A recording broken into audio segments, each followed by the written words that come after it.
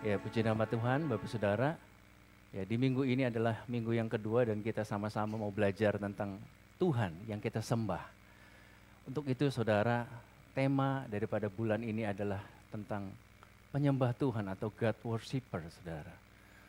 Tentu saja Saudara, pada saat kita sama-sama beribadah kepada Tuhan,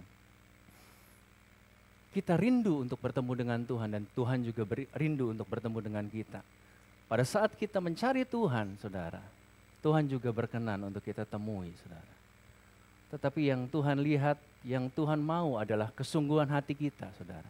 Bagaimana kemudian kita datang kepada Tuhan, bagaimana kemudian kita mencari Tuhan, dari bagaimana kita sungguh-sungguh untuk bisa kita melayani Tuhan di dalam doa, pujian, dan penyembahan yang kita naikkan kepada Tuhan. Saudara, dalam ayat Yohanes 4 ayat 23, Saudara, di sini dikatakan, tetapi saatnya akan datang dan sudah tiba sekarang bahwa penyembah-penyembah benar akan menyembah Bapa dalam roh dan kebenaran, sebab Bapa mengendaki penyembah-penyembah demikian, Saudara. Tentu saja, Saudara, Tuhan menghendaki setiap kita datang kepada Tuhan, bukan hanya sekedar penyembah, tetapi sebagai penyembah yang benar, Saudara. Di ayat yang selanjutnya, Saudara, di dalam Yohanes 4 ayat 24, dalam versi terjemahan yang lain, Saudara, Allah adalah roh. Oleh sebab itu setiap orang yang mau menyembah Dia harus menyembahnya melalui persatuan dengan Roh Kudus dan sesuai dengan ajaran benar dari Allah. Jadi artinya menyembah Tuhan di dalam roh, karena pada hakikatnya Allah adalah roh, Saudara, dan kita bersekutu, mengalami persatuan dengan Roh Kudus. Dan Roh Kudus adalah Allah yang hadir di tengah-tengah kita. Dan juga tentang kebenaran, yaitu kebenaran Allah yang diajarkan melalui firman-Nya kepada kita, Saudara. Tentu saja pada saat kita sudah tahu kebenaran Tuhan, kita tidak menyembah Tuhan secara asal-asalan, Saudara. Tetapi kita menyembah Tuhan dengan cara yang benar, Saudara. Karena kita tahu gambaran Allah seperti apa yang kita sembah. Hakikat Allah seperti apa yang kita saat ini puji, sembah kepada Dia, Saudara. Saudara, Tuhan tidak hanya merindukan penyembahan yang benar, namun Tuhan mencari penyembah yang benar, Saudara. Kadang-kadang, Saudara, kita datang di tempat ini, Saudara, karena satu, kita mau mengikuti ibadah. Karena alasannya apa? Karena kita adalah orang Kristen, Saudara. Tetapi yang Tuhan mau adalah pada saat kita datang menghampiri rumah Tuhan, di mana Tuhan ada bertahta di dalam bait-Nya yang kudus, Saudara, di tempat ini. Hati kita sudah siap, Saudara, untuk sungguh berjumpa dengan Tuhan. Karena kalau kita bandingkan, Saudara, kalau kita bisa menghormati orang-orang yang mungkin adalah atasan kita, orang-orang yang lebih berkuasa, mungkin presiden atau siapapun, Saudara, kita pasti datang, Saudara, dengan penuh persiapan, dengan kesungguhan, dengan hati yang siap untuk menemui orang tersebut, Saudara. Apalagi pada saat kita tahu bahwa kita saat ini sedang berhadapan dengan Allah, pencipta langit dan bumi, Saudara. Tentu saja kita harus membawa setiap hati yang berbeda. Amin, Saudara. Katakan hati yang berbeda. Kita harus menyiapkan hati kita, Saudara, untuk kita sungguh-sungguh mencari Tuhan. Dan pada saat kita dikatakan sebagai penyembah yang benar, Saudara, mari, Saudara, pada saat kita menyembah Tuhan, sembah Tuhan, apa yang keluar dari hati kita itu adalah penyembahan kita, Saudara. Apa yang keluar dari hati kita adalah penyembahan dan itu merupakan persembahan kita kepada Tuhan, tentunya yang terbaik. Amin, Saudara. Saudara, dalam Matius 15 ayat 8 dalam versi AMD, Saudara, begini kata Allah, orang-orang itu hanya menyembah aku dengan kata-kata, tetapi hati mereka jauh dari aku. Saudara, terkadang kalau kita menyembah Tuhan, Saudara, ya, hanya karena kita memang orang Kristen dan kita diajak untuk menyembah, Saudara. Maka, Saudara, kadang-kadang kita tidak menyembah Tuhan dengan sungguh, Saudara. Dan di sini Tuhan ingatkan bahwa pada saat kita menyembah, Tuhan ingatkan bahwa hati-hati. Jangan hanya dengan kata-kata yang keluar, tapi kata-kata kita itu kosong, Saudara. Kata-kata kita itu tidak bermakna. Kata-kata kita itu tidak mengandung arti apa-apa, Saudara. Tetapi yang Tuhan mau adalah Hati kita yang mendekat, bukan hati kita yang menjauh, saudara. Ingat baik-baik, jangan kita mencari Tuhan saat kita ada dalam masalah. Pada saat kita ada di dalam masalah, saudara, kita mencari Tuhan sungguh-sungguh, saudara. Karena apa, saudara? Karena kita nggak berdaya, karena kita nggak mampu. Maka kita cari Tuhan. Lalu apalagi, saudara? Jangan kita mendekat kepada Tuhan supaya keinginan kita dikabulkan, saudara. Kita mempunyai satu hasrat, kita punya satu keinginan. Dan kita tahu orang lain mungkin tidak bisa kabulkan karena kita juga kemampuannya tidak terbatas. Lalu kita datang kepada Tuhan, Tuhan tolong saya, Tuhan kabulkan keinginan saya. Hanya sebatas itu, saudara. Lalu apalagi jangan kita menyembah Tuhan hanya karena kita ingin kehidupan kita diberkati. Ada satu paradigma yang salah, saudara, dari orang Kristen bahwa pada saat kita sungguh-sungguh, pada saat kita menyembah Tuhan, datang ke gereja, saudara, nggak pernah absen. Motivasinya itu adalah motivasi yang salah. Supaya apa? Supaya hidup saya diberkati Tuhan. Supaya semua jalan-jalan saya adalah jalan yang lancar. Supaya semuanya adalah hal-hal yang mulus di dalam kehidupan saya, saudara. Saudara, kalau saudara menukar pada saat saudara beribadat, pada saat saudara menyembah Tuhan dengan sesuatu yang kita harapkan, saudara.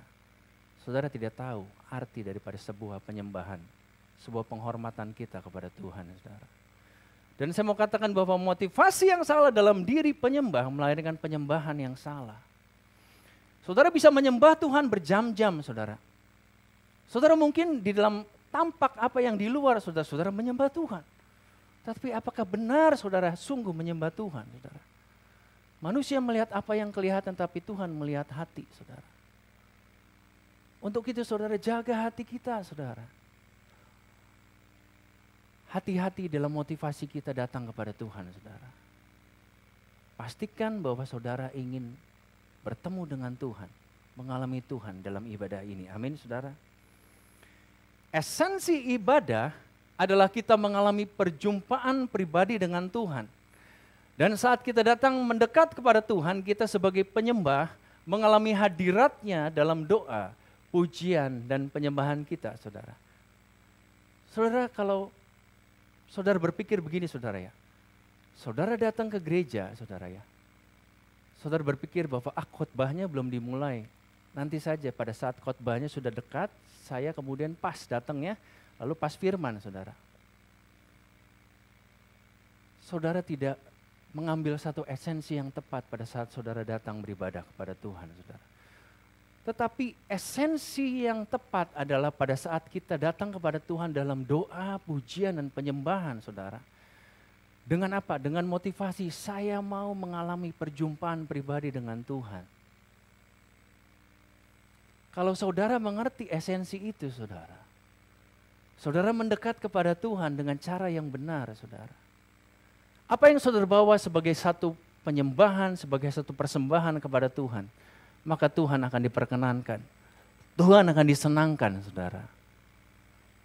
Untuk itu saudara hargailah saat-saat di mana kita ada di dalam praise, pray, and worship, saudara. Ini adalah waktu-waktu di mana kita mendekat kepada Tuhan. Kita mencari Tuhan sungguh-sungguh. Di mana kita sungguh mengalami hadirat Tuhan. Kita mengalami kepenuhan Tuhan, saudara.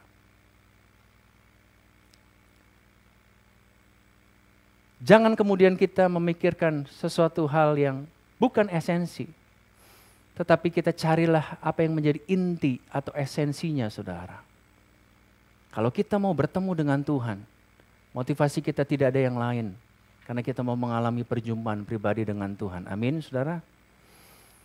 Saudara, Allah menciptakan segala sesuatu dengan tujuan.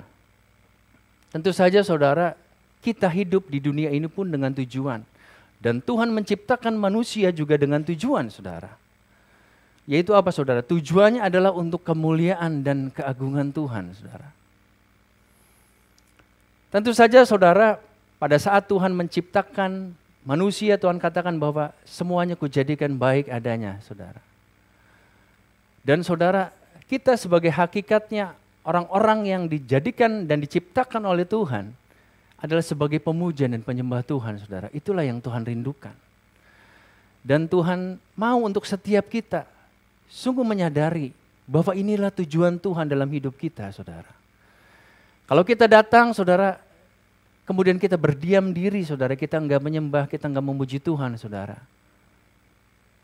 Apakah benar itu kita sesuai dengan tujuan Tuhan kita ada di tempat ini, saudara? Apapun masalahnya, apapun, saudara, hal-hal yang mungkin ada di dalam pikiran kita, saudara, yang kita ada di dalam rumah tangga kita, di rumah kita, mungkin dalam pergumulan kita, saudara. Tetapi pada saat saudara datang di tempat ini, saudara, saudara pastikan bahwa saudara punya satu tujuan sebagaimana tujuannya Tuhan, saudara. Saudara datang ke tempat ini untuk apa? Untuk mengagungkan Tuhan, untuk memuliakan Tuhan. Amin. Firman Tuhan dalam Yesaya 43 ayat 7, semua orang yang disebutkan dengan namaku, yang kuciptakan untuk kemuliaanku, yang kubentuk, dan yang juga kujadikan. Kemudian Yesaya 47 ayat 3, saudara. Sebab mereka semua telah dipanggil dengan namaku, mohon maaf, ini kebalik ya saudara, ini maksudnya sama, Yesaya 43 ayat 7, tapi dalam versi bahasa Indonesia sehari-hari saudara ya. Sebab mereka semua telah dipanggil dengan namaku, mereka kuciptakan untuk mengagungkan aku. Jadi intinya adalah saudara, pada saat Tuhan punya tujuan dalam hidup kita untuk menciptakan kita, saudara harus menyadari bahwa kita harus mengagungkan Tuhan. Kita harus memuliakan Tuhan. Yang mau katakan amin, saudara. Saudara, saya ingin kita semua menyadari atas definisi daripada penyembahan, saudara. Penyembahan berarti pengabdian yang penuh hormat. Dan di dalamnya ada sikap mengasihi, menghormati, dan menaati seseorang yang pantas menerima penghargaan, saudara. Saya teringat, saudara, pada khotbah Natal kita, saudara. Pada saat orang Majus datang untuk mempersembahkan korban, persembahan kepada bayi Yesus. Dia mempersembahkan yang terbaik, saudara. Mempersembahkan emas, kemenyan, dan mur, saudara. Dan itu diberikan, saudara, dengan penuh rasa hormat. Diberikan karena mereka tahu ada seseorang raja yang harus mereka hargai, saudara. Di dalam perjalanan yang begitu jauh, saudara, ditempuhnya dengan segala resiko, dengan segala bahaya, dengan segala apapun yang dialami, kesakitan, penderitaan, kelelahan, saudara. Tetapi itu dia lakukan, kan dia tahu bahwa penyembahan ini adalah bagi seseorang yang layak, saudara. Kalau kita saat ini, saudara, mengetahui bahwa arti daripada penyembahan itu adalah mengasihi, menghormati, dan menaati Tuhan tentunya, saudara. Biarlah kita semua, saudara, menyadari bahwa pada saat kita datang kepada Tuhan, pastikan, saudara, kasih akan Tuhan ada di dalam hati kita. Penghormatan kepada Tuhan ada di dalam kehidupan kita.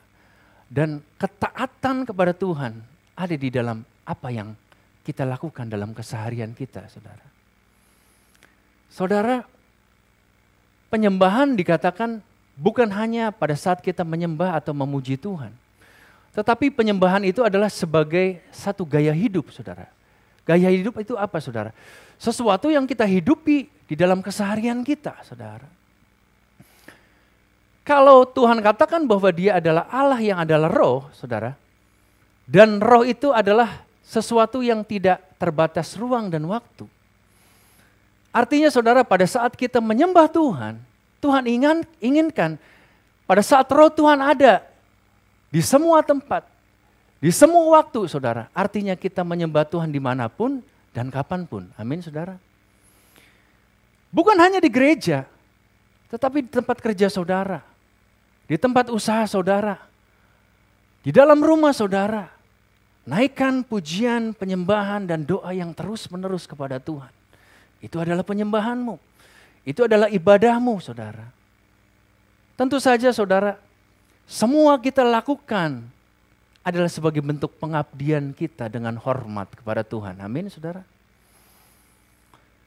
Mengapa kita perlu hidup dalam penyembahan, saudara? Ada beberapa hal, saudara, yang ingin saya sampaikan kepada kita semua. Penyembahan adalah bagian penting dari hubungan kita, garis bawahi hubungan saudara. Hubungan kita dengan Tuhan yang dapat kita alami karena Yesus Kristus. Ketika kita menyembah Tuhan, kita secara aktif mengakui Dia sebagai pencipta, juru selamat, dan raja kita saudara. Tentu saja saudara, kalau kita mengatakan bahwa kita adalah pengikut Tuhan, kita adalah penyembah Tuhan, tetapi kita tidak terhubung dengan Tuhan. Artinya saudara, saudara bukan pengikut Tuhan. Saudara bukan penyembah Tuhan, saudara. Dan kita alami semuanya karena Yesus Kristus, saudara. Karena inisiatifnya adalah dari Allah, saudara, melalui Tuhan Yesus. Yang telah memperbaiki satu hubungan yang rusak. Satu keterputusan manusia dengan Allah, saudara. Sebagaimana Tuhan Yesus datang ke dunia ini dan telah mati bagi kita, saudara. Dan Dia adalah sebagai jembatan antara maut dan kerajaan yang kekal, saudara. Untuk manusia yang berdosa untuk bisa menggapai Allah. Untuk manusia yang berdosa bisa datang langsung kepada Tuhan untuk menyembah Tuhan Allah yang benar, saudara. Untuk mengenal Dia dan segala kebenarannya, saudara. Amin. Penyembahan adalah cara kita mengatakan kepada Tuhan bahwa kita mengasihi Dia dan mengucap syukur kepadanya, saudara. Tentu saja yang Tuhan mau adalah hidup kita adalah hidup yang dipersembahkan kepada Tuhan. Dan hidup kita adalah hidup yang menyadari bahwa kasih Tuhan itu cukup bagi kita. Dan Tuhan mengasihi kita, saudara, bukan dengan kasih yang kemudian menuntut balas. Bukan dengan kasih yang kita harus tukar dengan sesuatu, saudara. Tetapi kasih Tuhan adalah kasih yang agape. Kasih Tuhan adalah kasih yang memberi tanpa mengharapkan sesuatu untuk dapat diterima kembali, saudara. Kasih manusia adalah kasih yang sifatnya adalah timbal balik, saudara. Tetapi Allah adalah kasih yang sungguh adalah pemberian yang murni, pemberian yang sejati kepada kita, saudara. Dan sadarilah bahwa setiap kehidupan yang kita alami, kehidupan yang kita sungguh dapatkan dari Tuhan, mari kita sungguh memberikan kepada Tuhan sebagai ucapan syukur kita kepada Tuhan, saudara. Amin. Penyembahan adalah ibadah sejati yang kita lakukan kepada Tuhan sebagai persembahan yang hidup, yang kudus, dan yang berkenan kepada Allah, saudara. Kalau kita mengetahui hal yang demikian, saudara, tentu saja, saudara, kita akan menjaga kehidupan kita dengan baik. Ya. Berbicara mengenai persembahan yang hidup, yang kudus, yang berkenan kepada Allah, artinya apa, saudara? Artinya kita sebagai manusia, saudara, kita harus menjaga. Manusia mempunyai satu dimensi, saudara. Punya tubuh, punya jiwa, punya roh, saudara. Dan ada pikiran, perasaan, dan kehendak, saudara. Itu yang kita harus jaga. Kalau kita tahu cara memberikan persembahan kepada Tuhan yang terbaik, melalui pikiran kita yang baik, melalui perkataan kita yang baik, melalui setiap apapun yang kita lakukan yang terbaik bagi Tuhan, saudara. Itu adalah satu kehidupan di dalam penyembahan kita kepada Tuhan. Amin, saudara. Saudara, saya ingin sampaikan bahwa penyembah yang benar itu berkenan kepada Allah, saudara. Saya ingin kita semua mengingat kembali tentang kisah Daud diurapi menjadi raja atas Israel. Saudara, satu ketika, saudara, Saul telah berdosa di hadapan Tuhan dan Tuhan katakan bahwa aku ingin mencari pengganti Saul untuk menjadi raja atas Israel. Lalu kemudian ada seorang nabi yang namanya Nabi Samuel, saudara, yang diutus oleh Tuhan. Dan dia diminta untuk mendatangi keluarga daripada Bapak Isai, saudara. Dan di rumah Bapak Isai, saudara, dia melihat anak-anaknya gagah-gagah. Perawakannya tinggi-tinggi, kuat, saudara. Dan pada saat anak yang pertama yang dikatakan bernama Eliab, saudara, diperhadapkan.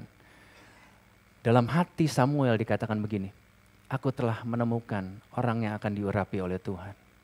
Karena apa, saudara? Karena dengan apa yang kelihatan, Eliab adalah sosok yang tinggi, besar, gagah, kuat, saudara. Dan dia pantas untuk menjadikan dia sebagai posisi seorang raja, saudara. Tetapi, saudara, Tuhan mengingatkan Samuel, itu bukan yang aku pilih. Engkau jangan melihat apa yang kelihatan. Lalu kemudian diperhadapkan kembali anaknya yang lain yang namanya Abinadab, saudara. Dan seterusnya, saudara, sampai anak-anak yang lain. Tidak ada satupun anaknya, saudara, yang ada, yang dipilih. Lalu kemudian Samuel bingung, saudara.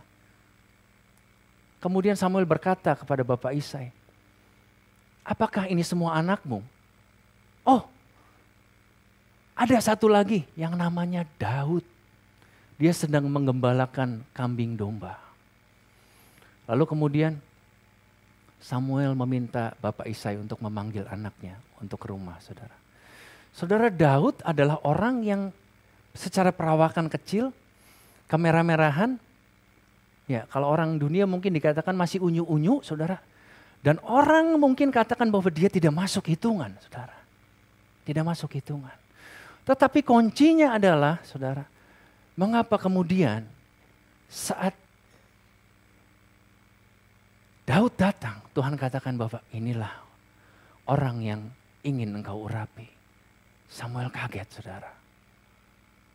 Dan ayat firman Tuhan yang mengatakan, yang menggambarkan situasi itu adalah dalam 1 Samuel 16 ayat 7b, saudara.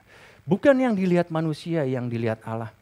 Manusia melihat apa yang di depan mata, tetapi Tuhan melihat hati. Kenapa Daud dipilih oleh Tuhan? Karena dia hidupnya berkenan kepada Tuhan, saudara. Setiap keseharian Daud pada saat dia dimanapun mengembalakan kambing domba, saudara. Dia selalu memuji Tuhan, dia selalu memuliakan Tuhan. Dan hal itu adalah hal yang menyenangkan hati Tuhan. Hal yang kemudian membuat Tuhan, sekalipun Daud tidak ada dalam satu perhitungan manusia, tetapi Tuhan tunjuk Daud karena Daud berkenan kepada dia, saudara. Saudara, manusia bisa merancangkan sesuatu hal dalam dirimu, merancangkan yang jahat, merancangkan sesuatu yang buruk, saudara. Tetapi kalau kehidupanmu berkenan kepada Tuhan, kalau kehidupanmu adalah kehidupan yang menyembah Tuhan dalam keseharianmu, saudara, jangan takut, saudara. Tuhan akan menunjukkan kepadamu bagian yang terbaik. Tuhan akan menunjukkan kepadamu sesuatu hal yang besar. Mungkin di luar daripada apa yang kita pikirkan dan doakan, saudara. Karena Tuhan melihat setiap hati kita, saudara. Kata kuncinya adalah hiduplah berkenan kepada Tuhan. Amin. Sebagai penyembah-penyembah Tuhan yang menyembah Tuhan di dalam roh dan kebenaran. Saudara, mari kita pelajari mengapa kita harus menjadi penyembah Tuhan atau God worshipper, saudara ya. Yang pertama adalah menyembah Tuhan adalah firman-Nya. Menyembah Tuhan adalah firman-Nya. Lukas 4 ayat 8 dalam versi AMD, saudara ya. Tuhan menjawabnya, kitab suci mengatakan engkau harus menyembah Tuhan Allahmu, kepadanya saja engkau berbakti, saudara. Kalau Tuhan katakan bahwa engkau harus menyembah Tuhan, artinya kita punya opsi bahwa kita menyembah selain Tuhan. Amin, saudara. Mungkin orang di dunia ini, saudara, menyembah yang lain. Mereka datang ke Gunung Kawi, saudara. Untuk apa? Untuk menerima satu kekayaan, satu berkat secara duniawi.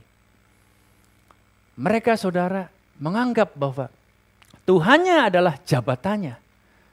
Maka dia mentuhankan bosnya atau atasannya, saudara.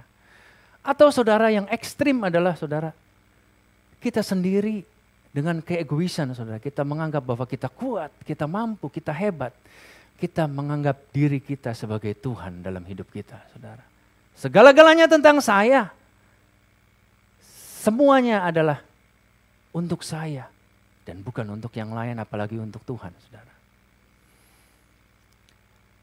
Kalau hal itu, saudara, yang kita lakukan, saudara, kita tetap masih terikat dalam hal-hal yang Tuhan sebetulnya tidak inginkan. Tuhan sudah ingatkan, tetapi kita keraskan hati kita, saudara. Tentu saja, saudara, itu adalah hal yang sungguh mengecewakan hati Tuhan, saudara. Tetapi yang Tuhan mau adalah Tuhan sungguh menuntun kita. Dan Tuhan sungguh mau setiap kita menyembah Dia dan bukan yang lain, saudara. Sadari dalam hidup kita ini, Tuhan adalah yang nomor satu, saudara. Tuhan adalah yang nomor satu. Kalau kita harus memilih, saudara, kita harus memilih Tuhan atau memilih yang lain. Sekalipun memilih Tuhan adalah penderitaan, tetapi yang memilih yang lain adalah satu kebahagiaan atau sukacita, saudara. Kita harus memilih yang benar. Karena Tuhan adalah Allah yang harus kita sembah, saudara. Dan puji Tuhan, saudara-saudara di tempat ini, saudara mengambil bagian yang terbaik. Saudara sungguh-sungguh datang kepada Tuhan karena saudara rindu untuk beribadah, saudara mencari Tuhan. Dan saya yakin saudara, orang yang mencari Tuhan dan segala kebenarannya, berkat-berkatnya, kasihnya, anugerahnya akan selalu ditambah-tambahkan dalam hidup kita. Amin, saudara. Tetapi saudara, motivasinya adalah kita menyembah Tuhan, bukan yang lain, saudara. Amin. Saudara, yang kedua, Tuhan adalah Allah Maha besar dan sangat terpuji. Dia lebih dahsyat dari segala Allah. Mazmur 96 ayat 4-6 firman Tuhan katakan begini, saudara. Sebab Tuhan Maha besar dan sangat terpuji. Dan terpuji sangat, saudara. Ia lebih dahsyat daripada segala Allah. Sebab segala Allah bangsa-bangsa adalah hampa, tetapi Tuhanlah yang menjadikan langit. Keagungan dan semarak ada di hadapannya, kekuatan dan kehormatan ada di tempat kudusnya. Saudara sadari, saudara, bahwa Tuhan Allah yang kita sembah adalah Allah yang merupakan pencipta langit dan bumi. Dan kita pun diciptakan olehnya, saudara. Kalau tidak ada Allah, maka tidak ada langit dan bumi dan tidak ada kita, saudara. Dia adalah Allah yang Maha Kuasa. Kalau kita berbicara mengenai hakikat Allah, Allah adalah Allah yang berkuasa, Allah yang Maha hadir, Allah yang Maha agung, saudara. Allah yang sungguh sanggup melakukan segala hal dan baginya tidak ada yang mustahil, saudara. Pada saat kita mengandalkan kekuatan kita, saudara, kekuatan kita itu terbatas. Dan Tuhan ingatkan kepada setiap kita bahwa celakalah kepada kita atau terkutuklah kepada kita orang-orang yang mengandalkan kekuatan diri kita sendiri, saudara. Dan kalau kita tahu bahwa Allah adalah Allah yang maha besar, Allah yang maha kuasa, saudara ya. Tentu saja, saudara, kita sungguh akan melakukan berbagai hal, saudara, dalam kehidupan kita, saudara. Dengan cara apa, saudara? Dengan kita memuji, menyembah, dan berdoa kepada Tuhan. Bagaimana caranya, saudara? Pada saat kita memuji, saudara, pastikan, saudara, pujian itu keluar dari hati kita, saudara. Tentu saja, saudara, pujian yang kita lakukan, yang kita naikkan kepada Tuhan, saudara, adalah pujian di mana kita melakukannya, saudara, seperti yang tadi, anytime, anywhere, dimanapun, kapanpun, saudara. Kalau itu adalah merupakan satu gaya hidup, saudara, maka kita akan terbiasa untuk melakukannya, saudara. Tetapi hal yang biasa kadang-kadang merupakan satu jebakan, saudara. Karena hal yang biasa yang kita lakukan, saudara, kalau tanpa roh, tanpa kasih kepada Tuhan, maka semuanya akan hampa, saudara. Saudara, hati-hati, saudara. Pada saat kita memuji Tuhan, pastikan saudara-saudara terhubung dengan Tuhan dan saudara mengalami Tuhan, mengalami hadiratnya, saudara. Dan pada saat kita menyembah Tuhan, saudara, tentu saja, saudara, ada waktu-waktu yang kita khususkan kepada Tuhan. Di mana kita, saudara, benar-benar mendekat kepada Tuhan, mengalami hadiratnya, dan kita juga mengalami perhentian Tuhan, saudara. Ada waktu-waktu khusus yang Tuhan mau untuk setiap kita. Bersama-sama dengan Dia, dan kita mau untuk ada di dalam Tuhan, dan Tuhan ada di dalam kita, saudara. Dan kemudian pada saat doa kita, saudara, pada saat kita naikkan kepada Tuhan, saudara, bukan doa untuk memuaskan nafsu, untuk memuaskan keinginan kita, saudara. Tetapi doa itu adalah sesuatu yang dipanjatkan sebagai satu ucapan syukur. Satu rasa terima kasih kita kepada Tuhan, saudara. Dan doa itu adalah doa untuk kita sungguh mendoakan orang-orang lain. Kasih karunia Tuhan itu cukup bagi kita, saudara. Tetapi kita sungguh mau untuk setiap orang lain juga menerima kasih karunia Tuhan, saudara. Kalau Tuhan ingatkan ada orang-orang yang harus kita doakan. Orang-orang yang harus kemudian kita bawa di dalam keseharian, di dalam doa-doa yang kita panjatkan kepada Tuhan. Maka lakukan itu, saudara. Pastikan saudara ada dalam doa, pujian, dan penyembahan setiap hari, saudara. Dan itu adalah sesuatu yang kita lakukan untuk menyembah Tuhan yang maha besar, yang maha kuasa, saudara. Allah yang dahsyat. Amin, saudara. Saudara, yang ketiga, yang terakhir, Tuhan telah menunjukkan kasih-Nya kepada kita dan Dia telah mati untuk kita, saudara. Roma 5 ayat 8 Tuhan ingatkan begini, saudara. Akan tetapi Allah menunjukkan kasih-Nya kepada kita oleh karena Kristus telah mati untuk kita ketika kita masih berdosa, saudara. Saudara, kalau saudara tidak ditebus oleh Tuhan, saudara masih ada di dalam keberdosaan, saudara. Saudara akan masuk di dalam kerajaan maut, saudara. Tetapi puji Tuhan, saudara. Ada satu rencana Tuhan, ada satu kasih karunia Tuhan di mana Tuhan memandang kita berharga.